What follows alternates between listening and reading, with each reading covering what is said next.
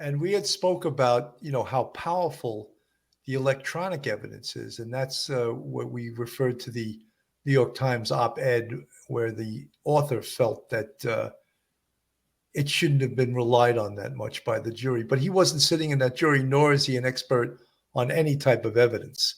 So I think we as law enforcement and prosecutors and even the defense, they know how valuable and how accurate electronic evidence is. Melanie.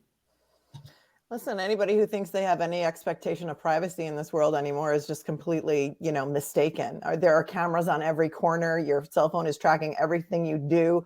I won't say the name of it, but that device that's in my bedroom, if I say the name, will start doing whatever I want it to do and is constantly maybe listening to me. There is no privacy anymore. So that's just a fact.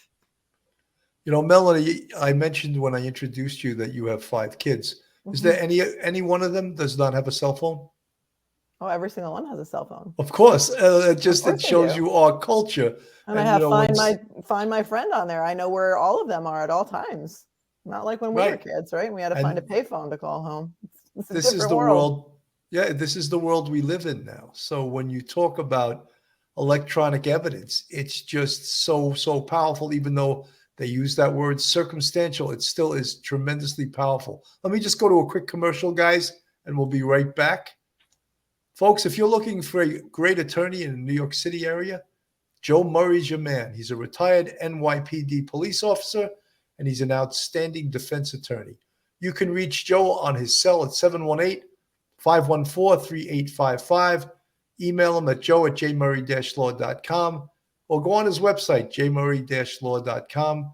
Joe Murray is a huge supporter of the Police Off the Cuff podcast, and we really appreciate him. But again, if you're in the New York City metropolitan area, you need a great defense attorney, Joe's your man.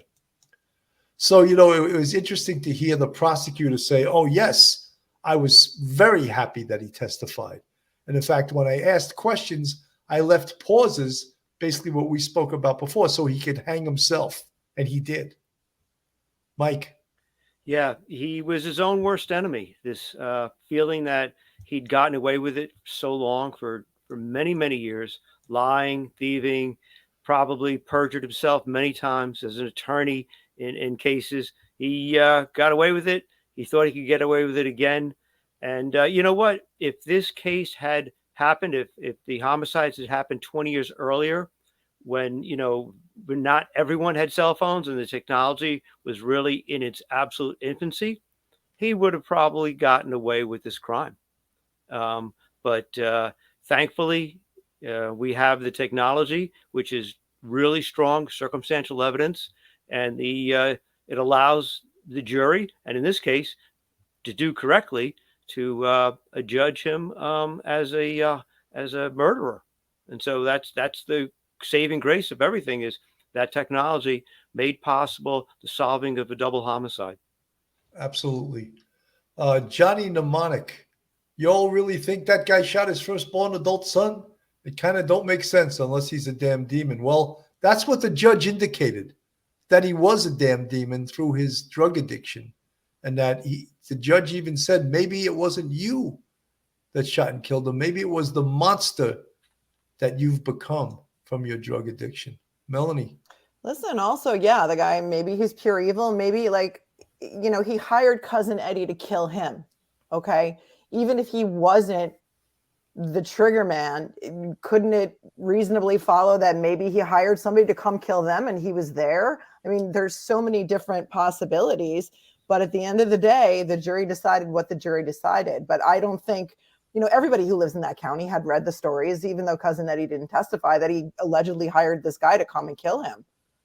Who's to say he didn't do it a couple of months earlier, on the night of these murders? Cousin Eddie reminds me of the old Crazy Eddie, who was the electronics guy years ago in New York City. But yeah, there's Cousin Eddie on the screen. You're right. Lizzie Hertzberger, thank you so much for the 1999 super sticker. Guys, if you don't know, Lizzie Hertzberger has a book out called Behind the Blue Curtain. And in this book, she tells her story of sex abuse and rape in the Amish community. And she's a totally heroic figure. She's testified at numerous trials that have put away Amish rapists within different communities than her own, but also she was one of the only people that came forward in her Amish community and put away.